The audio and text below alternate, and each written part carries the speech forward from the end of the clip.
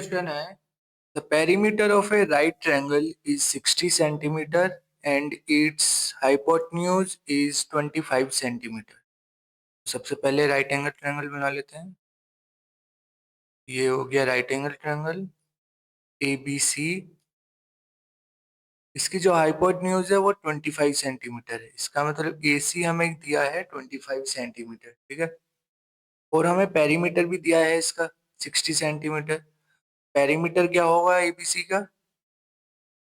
Some of sides A B plus B C plus A C, ठीक है। ये हो गया 60 centimetre equal to A B plus B C plus A C हमें दिया है 25 सेंटीमीटर। तो sum of A B plus B C क्या होगा? ये होगा 35 सेंटीमीटर, ठीक है। इसको इक्वेशन 1 बोल देते हैं। आगे देखते हैं क्या लिखा हुआ है इसमें। तो find the length of other two sides of the triangle, ठीक है। तो ये एक राइट एंगल ट्रायंगल है, तो इसमें हम पाइथागोरस थ्योरम लगा सकते हैं। तो now apply Pythagoras theorem. Pythagoras theorem, we get A C square equal to A B square plus B C square, ठीक है। ए सी स्क्वायर कितना है 25, इसका square equal to A B square plus B C square. ये हो गया second equation, okay. अब हम क्या करते हैं, इक्वेशन 1 में से हम ए बी का वैल्यू निकाल लेते हैं या हम बी सी का वैल्यू निकाल लेते हैं, ठीक है। बी सी का वैल्यू होगा यहाँ से 35 माइनस ए बी। इसको हम सेकेंड इक्वेशन में पुट कर देते हैं। पुट इन इक्वेशन नंबर 2, ठीक है। तो 625 equal to A B square plus 35 minus A B square, इसका होल स्क्वायर, ठीक है। तो ये हो गया 625 equal to A B square plus 35 square plus A B square minus 2 times 35 A B, ठीक है। तो ये हो गया 625 इक्वल टू 2ab स्क्वायर, ये वाला ए बी और ये वाला ए बी 2ab हो जाएगा। और 35 का स्क्वायर होता है 1225 माइनस ये हो जाएगा 70 ए बी, ठीक है। इसको रीअरेंज कर लेते हैं तो ये होगा 2ab स्क्वायर प्लस 1225 माइनस 625 और ये होगा minus 70 A B equal to 0, ठीक है। तो 2ab square minus 70 A B plus 600 equal to 0, ठीक है। ये क्वाड्रेटिक बन गया और क्वाड्रेटिक को सॉल्व करने के लिए हम यूज करेंगे क्वाड्रेटिक फॉर्मूला, ठीक है। तो यूजिंग क्वाड्रेटिक फॉर्मूला तो ए बी के जो रूट्स होंगे वो होंगे 70 plus minus under root B square minus 4ac होता है। ये हो जाएगा minus 70 square minus 4 times A कितना है 2 और सी कितना है 600 डिवाइडेड बाई 2a, ठीक है। इसको जब सॉल्व करेंगे तो जो ए बी के रूट्स होंगे वो होंगे 20 और 15, ठीक है। ए बी की दो वैल्यूज आएंगी, राइट। अब हमें चाहिए बी सी की वैल्यू। तो बी सी की वैल्यू क्या होगी? बी सी की वैल्यू होगी जब ए बी की वैल्यू 20 है तो बी सी की वैल्यू 15 है, और जब ए बी की वैल्यू हम 15 लेंगे तो बी सी की वैल्यू क्या आएगी 20, ठीक है। तो ये होंगे हमारे इसके रिक्वायर्ड सॉल्यूशंस, ठीक है। ए बी की वैल्यू जब 20 है तो बी सी की वैल्यू 15 होगी, और जब ए बी की वैल्यू 15 है तो बी सी की वैल्यू क्या होगी 20 होगी। तो ऐसे दो राइट एंगल ट्रायंगल मतलब हमको मिलेंगे। तो ये हमारा इसका फाइनल आंसर होगा, ठीक है। आगे बढ़ते हैं क्वेश्चन नंबर 2। क्वेश्चन नंबर 2 है a train travels a distance of 480 kilometer at a uniform speed. If the speed had been 8 kilometer per hour less, then it would have taken 3 hours more to cover the same distance. Find the speed of the train. ठीक है, speed क्या होता है? Speed होता है distance upon time.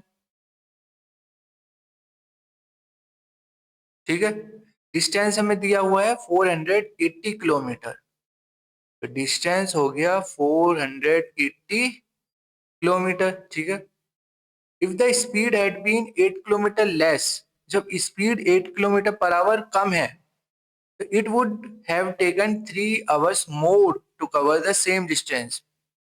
तो ये 3 घंटे ज्यादा लेता है to cover the same distance. ठीक है, हम लेट कर लेते हैं the speed of train would be x kilometre per hour. ठीक है, तो अकॉर्डिंग टू दिस फॉर्मूला, तो ये क्या होगा? स्पीड कितना है x, डिस्टेंस कितना है 480, डिवाइडेड बाय टाइम को हम ले लेते हैं t। ठीक है, हम एज्यूम कर लेते हैं time taken would be t, t hours. ठीक है, तो ये एक हो गया फर्स्ट इक्वेशन। सेकंड इक्वेशन बनेगा हमारा यहाँ से, इससे, इस वाले स्टेटमेंट से। इसको दोबारा पढ़ते हैं। If the speed had been 8 kilometre per hour less, जब स्पीड 8 किलोमीटर पर आवर कम है, मतलब पहले कितनी थी x, अब कितनी हो गई 8 x minus 8 kilometre per hour. ठीक है, then it would have taken 3 hours more to cover the same distance. Distance same है, लेकिन ये पहले वाले टाइम से 3 घंटे ज्यादा लेगा, तो ये हो गया t+3 आवर्स। ठीक है, तो ये हो गया सेकंड इक्वेशन। ठीक, हम क्या करते हैं, अब हमें इन दोनों इक्वेशंस को सॉल्व करना है और x और t का वैल्यू फाइंड करना है। ठीक है, हम क्या करते हैं, from equation 1 put the value of x in equation number 2। ठीक है, ये होगा 480 divided by t minus 8 equal to 480 divided by t plus 3। ठीक है, इसको सॉल्व कर लेते हैं, तो ये होगा 480 minus 8t divided by t equal to 480 divided by t plus 3। ठीक है, इसको फर्दर सॉल्व करते हैं, तो ये होगा, क्रॉस मल्टीप्लीकेशन कर लेते हैं पहले। 480 minus 8t times t plus 3 equal to 480t। Multiply करते हैं दोनों ब्रैकेट को, तो ये आएगा 480t plus 1440 minus 80 square minus 24t equal to 480t। ठीक है, इससे ये कैंसिल हो गया, तो ये होगा, जो फाइनल क्वाड्रेटिक बनेगी हमें इसको सॉल्व करके, तो वो होगी t² plus 3t minus 180t equal to 0। ठीक है, तो ये हो गया हमारे टाइम में क्वाड्रेटिक इक्वेशन। ठीक है, अब हमें इसे सॉल्व करना है यूजिंग क्वाड्रेटिक फॉर्मूला, तो उसको लगाते हैं। अब इसको हम यहाँ सॉल्व कर देते हैं, तो क्वाड्रेटिक फॉर्मूला से होगा t equal to -3 plus minus under root b² minus 4ac हो गया -180 डिवाइडेड बाई 2a। तो जब इसको हम सॉल्व करेंगे तो t का वैल्यू आएगा, तो t की वैल्यू आएंगी वो होगी -3 प्लस माइनस 27 डिवाइडेड बाई 2। ठीक है, एक बार प्लस ले लेना है, एक बार माइनस। माइनस वाला हम कंसीडर नहीं करेंगे क्योंकि टाइम नेगेटिव आएगा, और टाइम नेगेटिव होता नहीं है, इसलिए हम प्लस वाला लेंगे। और जब हम प्लस वाला लेंगे तो t का वैल्यू आएगा 12 आवर्स। ठीक है, तो टाइम आ गया, हमें क्या बताना है, हमें बताना है स्पीड ऑफ द ट्रेन। तो t का वैल्यू हम इक्वेशन 1 में पुट कर देते हैं, तो ये होगा, यहाँ हम 12 पुट कर देंगे, तो x का वैल्यू होगा कितना, 40 किलोमीटर पर आवर। तो ये हमारा इसका रिक्वायर्ड आंसर होगा। ठीक है, सिंपल क्वेश्चन था। इसमें हमने बस क्या लगाया है, speed equal to distance upon time. ठीक है, आगे बढ़ते हैं। क्वेश्चन नंबर 3 है, find the missing frequency F in the following table if the mean of the given data is 18, hence find the mode। ठीक है, तो सबसे पहले हमें इस टेबल को कंप्लीट करना होगा। यही करते हैं हम स्टैट्स के क्वेश्चन में। तो सबसे पहले हमें क्या बनाना होगा, xi क्या होगा इसमें,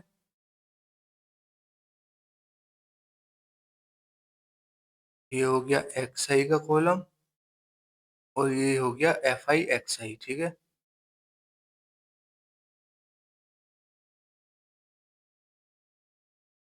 इसको कंप्लीट कर लेते हैं ये। ठीक है, तो ये है हमारा फ्रीक्वेंसी fi, और यहाँ लिखेंगे हम xi और ये होगा fi xi। ठीक है, xi क्या होगा, xi होगा एवरेज ऑफ दिस इंटरवल।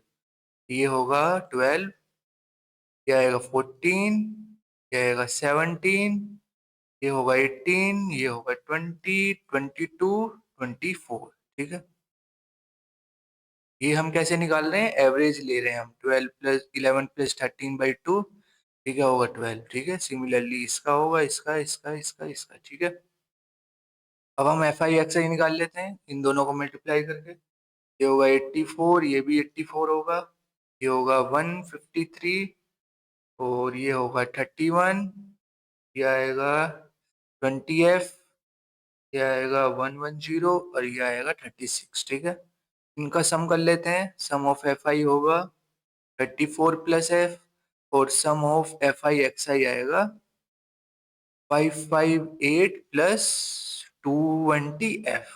ठीक है, मीन क्या होता है, अब मीन लिखते हैं हम। मीन होता है summation of f i x i divided by f i. ठीक है, मीन हमें दिया है 18 equal to summation of f i x i कितना है 558 plus 20f divided by summation of f i कितना है 34 प्लस एफ। ठीक है, इसको हमें सॉल्व करना है बस।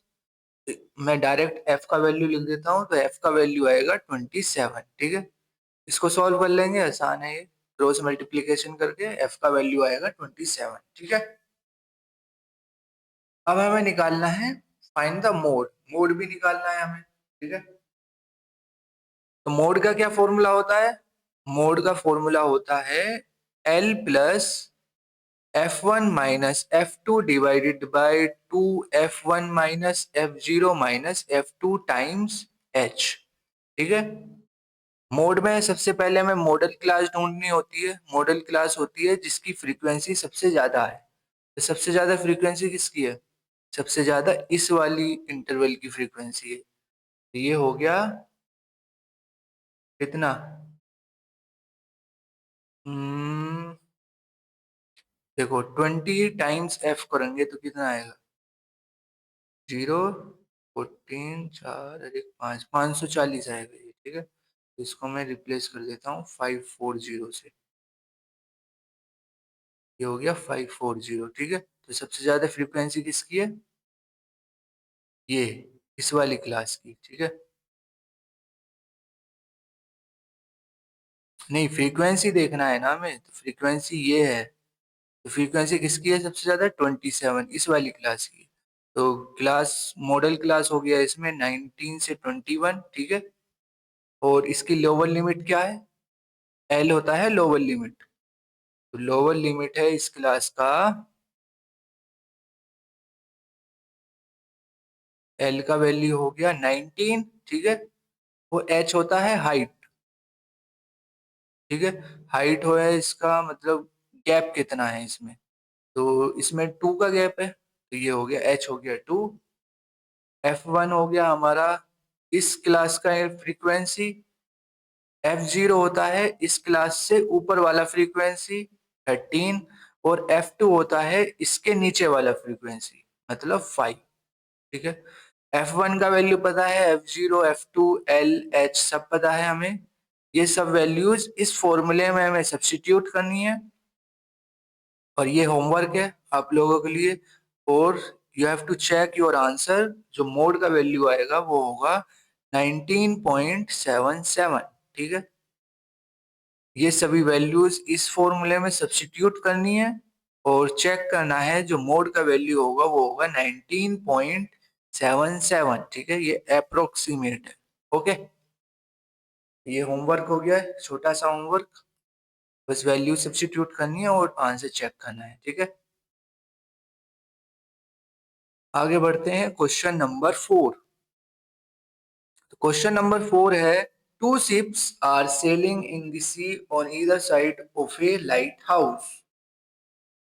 The angle of depression to the two ships are observed from the top of the lighthouse are 60 degree and 45 degree respectively। ठीक है, एक लाइट हाउस है और इसके दोनों तरफ इधर साइड शिप्स सेल कर रही हैं। ठीक है, एक लाइट हाउस बना लेते हैं,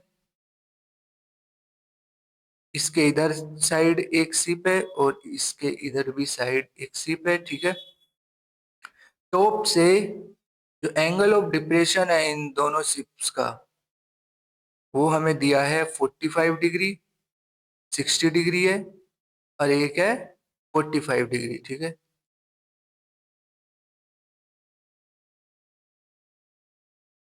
हमें दिया है if the distance between the ship is 100 times 1 plus root three divided by root three. इसको ए बोल देते हैं, इसको बी बोल देते हैं। ए बी हमको दिया है 100 1 plus root three divided by root three metre. ठीक है, तो हमसे क्या पूछा है, find the height of the light house.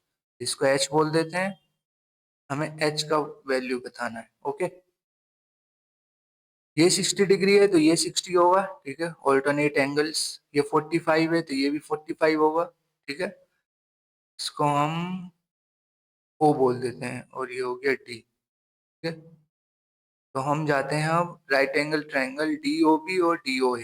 Triangle DOB में हम tan 60 क्या होगा, tan 60 होगा एच अपॉन ओ बी। ठीक है, और tan 60 का वैल्यू होता है रूट थ्री। ये हो गया पहला इक्वेशन। और ट्रायंगल डीओए में हम tan 45 लिखेंगे। अब डीओए tan 45 का वैल्यू क्या होगा, एच अपॉन ओ ए। tan 45 क्या होता है 1। ये हो गया सेकंड इक्वेशन। ठीक है, ए बी हमें दिया है, ए बी क्या है, ए बी है ओ ए प्लस ओ बी। ठीक है, तो ओ ए ओ बी का वैल्यू पता है हमें, ओ ए ओ बी का वैल्यू हमें पता है यहाँ से इक्वेशन 1 और 2 से। इसको हम इक्वेशन 3 में सब्स्टिट्यूट कर देंगे और ए बी का वैल्यू पता है हमें ये। तो लिखते हैं इसको 100 टाइम्स 1 प्लस रूट थ्री इन equation 3 divided by root three equal to O A का वैल्यू क्या है, इसको हम इधर लेके जाएंगे तो ये होगा h प्लस ओ बी का वैल्यू है h बाई रूट थ्री। ठीक है, इसको सॉल्व कर लेते हैं तो 1 plus root three divided by root three equal to h common ले लेते हैं, ये होगा root three plus one divided by root three और ये इससे कैंसिल हो जाएगा। ठीक है, तो h का वैल्यू क्या होगा 100 मीटर। यही हमसे पूछा था, find the height of the light house. तो लाइट हाउस की जो हाइट है वो है 100 मीटर। ठीक है, आगे बढ़ते हैं क्वेश्चन नंबर 5। क्वेश्चन नंबर 5 में हमसे पूछा है, the angles of depression of the top and the bottom of an 8 meter tall building from the top of another multi-storied building are 30 degree and 45 degree respectively। ठीक है, तो एक 8 metre tall building है और एक मल्टी स्टोरीड बिल्डिंग है। ठीक है, जो एंगल ऑफ डिप्रेशन है इस पॉइंट का और इस पॉइंट का फ्रॉम दिस पॉइंट वो हमें दिया है 30 डिग्री एंड 45 डिग्री। तो ये है 30 डिग्री और इसके बॉटम का जो एंगल ऑफ डिप्रेशन है वो है 45 डिग्री। ये हो गया 45 डिग्री। ठीक है, आगे क्या दिया है, find the height of the multi storeyed building, H हमें ये फाइंड करना है, and the distance between the two buildings, इसको हम ए भी बोल देते हैं, और हमें फाइंड करना है ए बी भी, ठीक है। तो ये दो पैरामीटर्स हमें फाइंड करने हैं, ठीक है। अगेन अ सिंपल क्वेश्चन, बहुत आसान क्वेश्चन है। ये 30 डिग्री है तो ये 30 होगा, ऑल्टरनेट एंगल्स, इसको हम ए बी सी डी ई ये नाम दे देते हैं, ठीक है। तो सबसे पहले हम ट्रायंगल सी डी ई की बात करेंगे। इसमें टेन 30 का वैल्यू क्या होगा, टेन 30 होगा C D upon E D, ठीक है। और टेन 30 का वैल्यू क्या होता है, 1/√3। हम यहाँ से सी डी का वैल्यू निकाल लेते हैं, ये होगा ई डी अपॉन √3, ठीक है। और ई डी इक्वल होगा ए बी के, ये याद रखना है। और ई ए इक्वल होगा डी बी के, क्योंकि ये क्या है, एक स्क्वायर। तो ठीक है, इसको हम बाद में देख लेंगे। अब हम देखते हैं triangle E A B. Triangle E A B में हमें लिखना है, ये 45 डिग्री है तो ये भी 45 होगा, तो tan 45 degree equal to E A upon A B, ठीक है। और ई ए क्या है, एच, एच हमने एज्यूम किया है इसको, ऑन ए बी। टेन 45 का वैल्यू होता है 1, एच का वैल्यू होगा ए बी, ठीक है। तो जो इसकी वैल्यू होगी वही इसकी वैल्यू होगी, ठीक है। ठीक है, ई ए एच है लिया है तो डी बी भी एच होगा, ठीक है, ओके। और अब देखो, इस बिल्डिंग का हाइट कितना है, 8 मीटर, इसका मतलब C D plus D B कितना है, 8 मीटर, ठीक है। सी डी कितना है, सी डी का वैल्यू हम यहाँ से लिख देंगे, E D upon √3 plus dB का वैल्यू क्या है, डीबी का वैल्यू है एच, ठीक है। और ईडी किसके इक्वल है, ए बी के।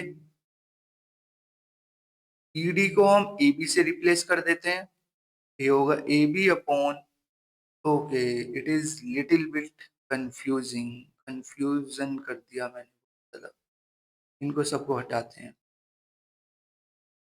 यहाँ वैल्यूज ही लेते हैं हम, ठीक है।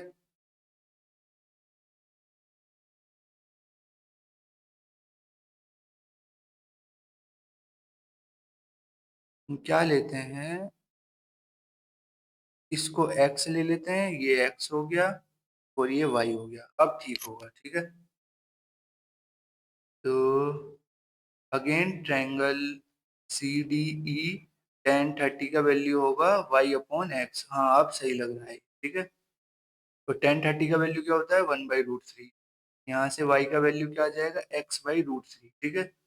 तो अब दूसरा ट्रायंगल था हमारा ई ए बी, यहाँ से हम टेन 45 लिखेंगे तो ये होगा h अपॉन एक्स, तो टेन 45 क्या होता है 1, ये X, h equal to X के इक्वल आ जाएगा, ठीक है। ये इसको पहला बोल देते हैं, ये सेकंड इक्वल। और इस बिल्डिंग का हाइट कितना है, 8 मीटर, इसका मतलब C D plus D B कितना है, 8 मीटर। और सी डी क्या लिया है हमने, y, प्लस डी बी कितना है, h, ये कितना हो गया, 8 मीटर, ठीक है, राइट। y का value from equation 1 and 2, y का वैल्यू कितना है, x/√3 प्लस h का वैल्यू क्या है, x इक्वल टू 8 मीटर, ठीक है। इसको सॉल्व कर लेते हैं, तो ये होगा 1 plus √3 divided by √3 equal to 8 metre, x का वैल्यू होगा 8√3 डिवाइडेड बाई 1 प्लस √3 मीटर, ठीक है।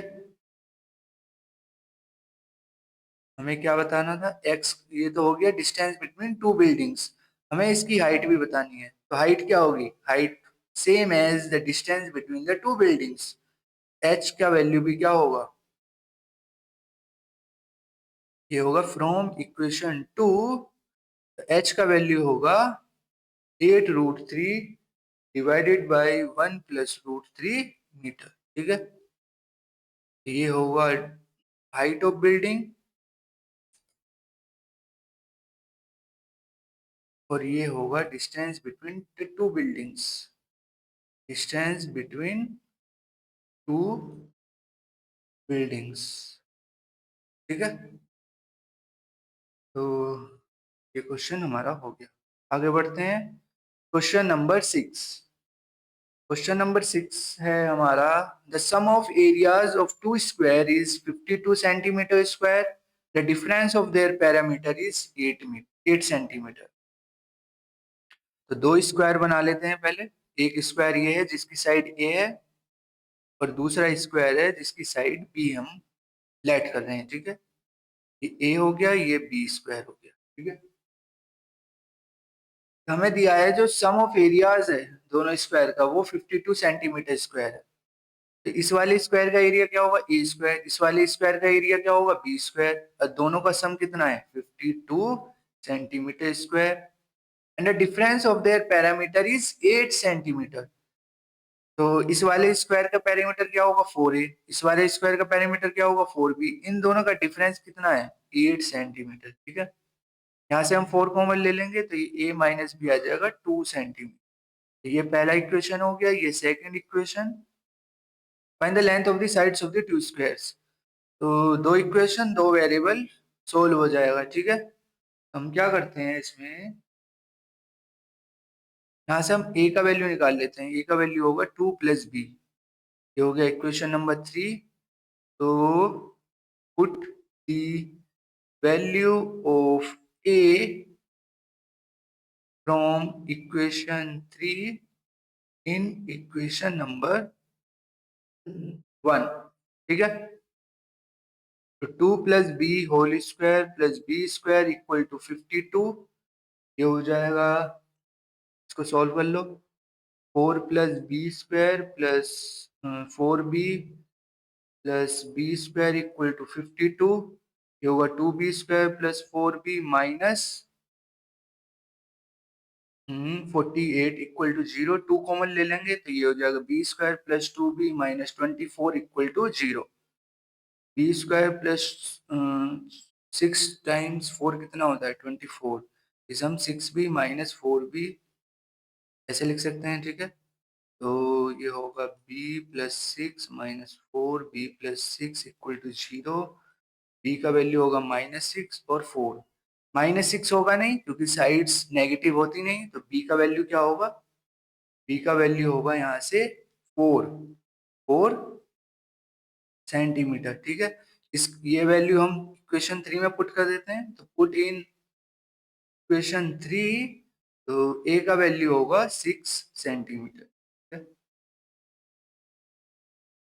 ये हमारा इसका रिक्वायर्ड सॉल्यूशन होगा। ठीक है, क्वाड्रेटिक मैंने बताया नहीं है कैसे सोल्व करना है, ये मैं एज्यूम कर रहा हूँ कि आपको आता है सोल्व करना। ठीक है, या तो इसको प्राइम फैक्टराइजेशन मेथड से सोल्व कर सकते हैं या हम इसको क्वाड्रेटिक फॉर्मूले से कर सकते हैं। ठीक है, क्वाड्रेटिक सोल्व करना आना चाहिए। ओके, आगे बढ़ते हैं, क्वेश्चन नंबर 7। क्वेश्चन नंबर 7 है, the time taken by a person to travel an upward distance of 150 kilometer was 2.5 hours more than the time taken in the downward return journey। ठीक है, तो एक हिल बना लेते हैं पहले। ठीक है, ये डिस्टेंस है 150 किलोमीटर, इसको दोबारा रीड करते हैं। तो ये लिखा है, time taken by a person to travel an upward distance of 150 kilometre was 2.5 more than the time taken in the downward return journey. मतलब ए को बी पॉइंट पर जाने में जो टाइम लग रहा है वो 2.5 ज्यादा है time taken from B to A, मतलब ऊपर से नीचे आने में जो टाइम लग रहा है। ठीक है? तो हम इसको लिखते हैं, time from A to B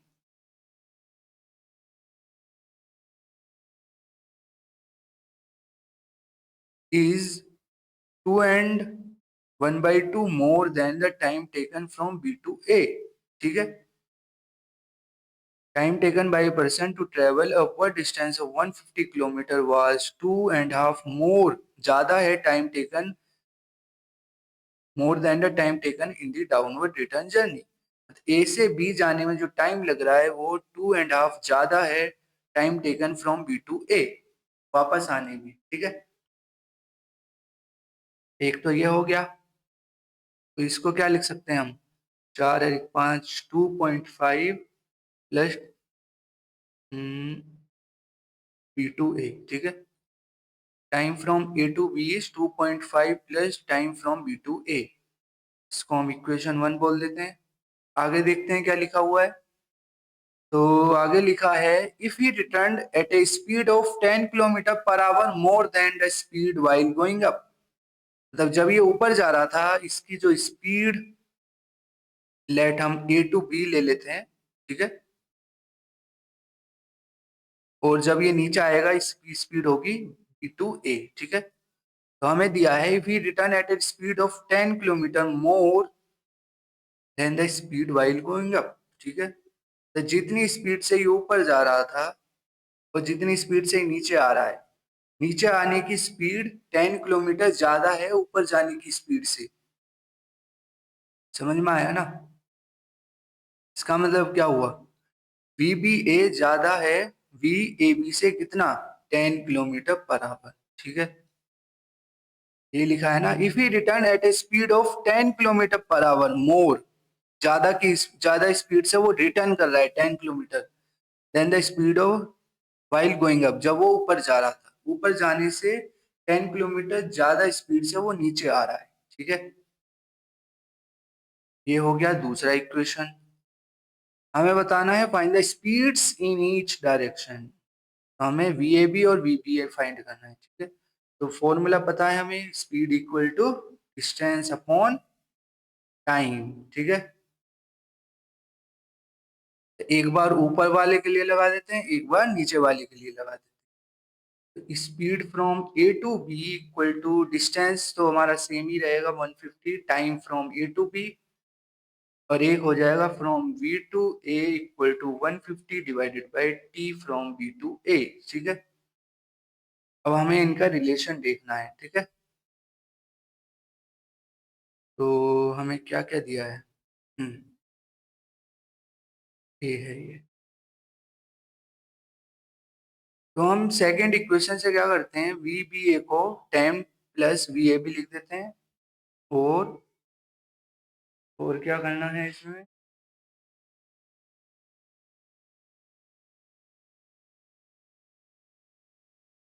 और यहाँ से वी ए बी का वैल्यू हम एक काम करते हैं, पहले वी ए बी को हम टी ए बी को ये लिख देते हैं। ठीक है, तो ये हो गया 3 और ये हो गया 4। ठीक है, तो फ्रॉम 1 बी ए बी होगा 150 divided by 2.5 plus T B A. ठीक है, राइट, और इसको हम क्या लिख सकते हैं, वी बी ए को इसको लिख सकते हैं 10 प्लस बी ए बी। ठीक है, अब क्या करते हैं, हम वी ए बी का वैल्यू यहाँ पुट कर देते हैं। ठीक है, क्योंकि इसमें भी टी बी है और इसमें भी टी बी है, तो हम टी बी ए निकाल लेते हैं पहले।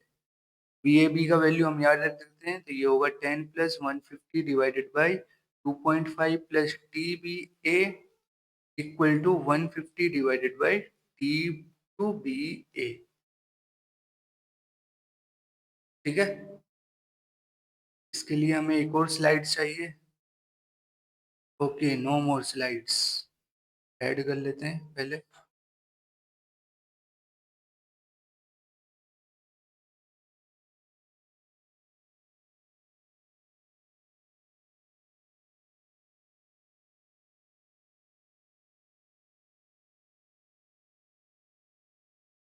ओके, ठीक हुआ,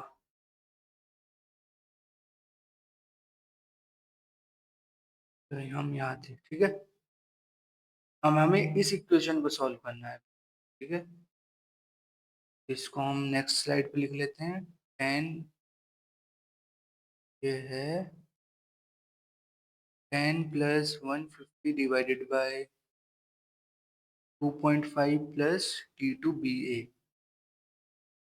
0.5 plus T2BA equal to 150 upon T2BA, 150 upon T2BA, ठीक है। इसको सॉल्व कर लेते हैं अब। पहले तो 0 0 से ही सब कैंसिल कर देते हैं, और ये होगा, इसको 1 को हम इधर लेके जाते हैं तो ये होगा 15 upon 2.5 plus T2BA equal to 15 upon T2BA minus 1, 15 minus T2BA upon T2BA, 15 upon 2.5 plus T2BA, ठीक है। क्रॉस मल्टीप्लीकेशन कर लेते हैं। 15 ऑफ T2BA इक्वल टू,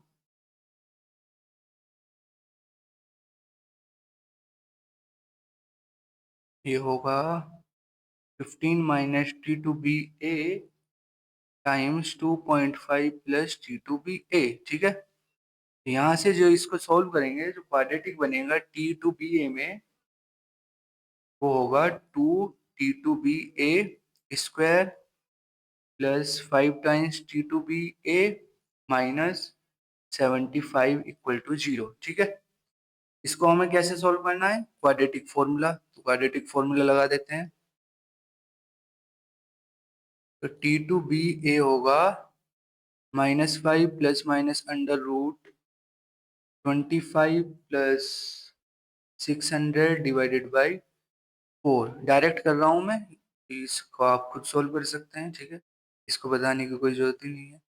तो T2BA होगा -5 plus minus 25 divided by 4। Minus वाला लेंगे, हम लेंगे नहीं क्योंकि टाइम नेगेटिव होता नहीं। प्लस वाला कंसीडर करेंगे तो ये आएगा 5 आवर्स। T2BA होगा, तो मैं ऐसे लिख देता हूँ,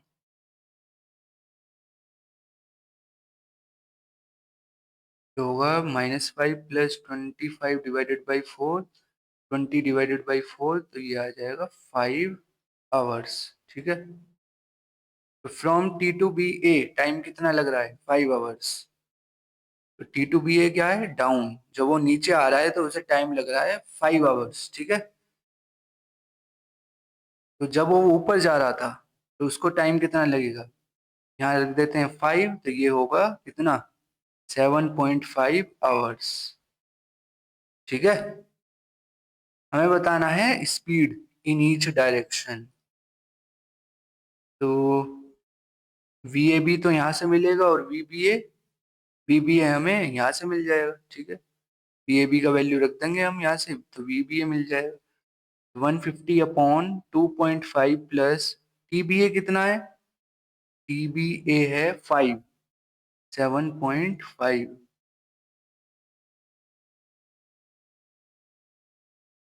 नहीं, TBA है 5, ये निकाला था ना हमने अभी, ये रहा। TBA कितना है? TBA है 5, ठीक है। तो इसको 5 लिखना है, ठीक है। ये हो गया 150 अपॉन 7.5, ये कितना आ जाएगा? VAB होगा 20 किलोमीटर पर आवर, ठीक है। इसको हम यहाँ लिख देंगे तो VBA आ जाएगा 30 किलोमीटर पर आवर, ओके। तो यहाँ लिख देता हूँ VAB कितना है। VAB है 20 किलोमीटर पर आवर,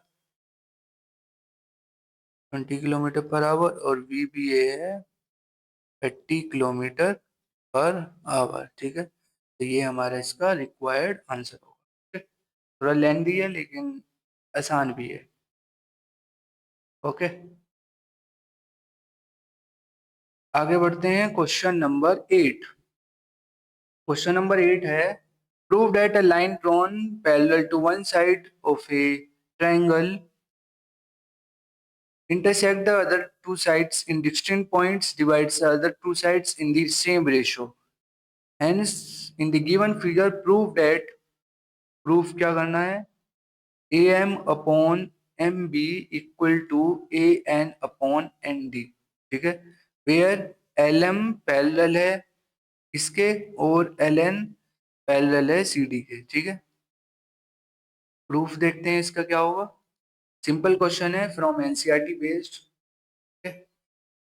तो in triangle A B C L M parallel है बी सी के, तो हम यहाँ बीपीटी थ्योरम लगा सकते हैं। तो बीपीटी थ्योरम से होगा A M upon M B equal to A L upon L C, ये हो गया बीपीटी थ्योरम, ठीक है। अब हम लेते हैं triangle A C D. A C D में एल एन पैरेलल है सी डी के, it means A L upon L C equal to A N upon N D from PPT theorem. इसको फर्स्ट बोल देते हैं, ये सेकंड हो गया। और from 1 and 2 A M upon M B equal होगा किसके, A N upon N B के, A N upon N D है ये।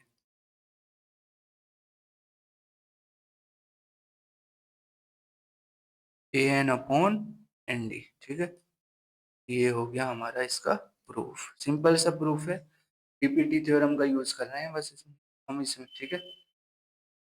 आगे बढ़ते हैं क्वेश्चन नंबर 9। क्वेश्चन नंबर 9 है, the perimeter of N isosceles triangle is 32 centimetre if each equal side is 5/6 of the base, find the area of the triangle।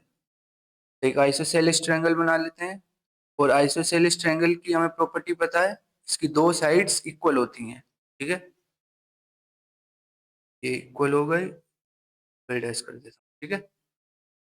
हमें दिया है if each equal side is 5/6 of the base, तो यदि ये x है, ये x है, ये y है, तो जो इक्वल साइड है वो 5/6 है किसके, बेस के, ठीक है।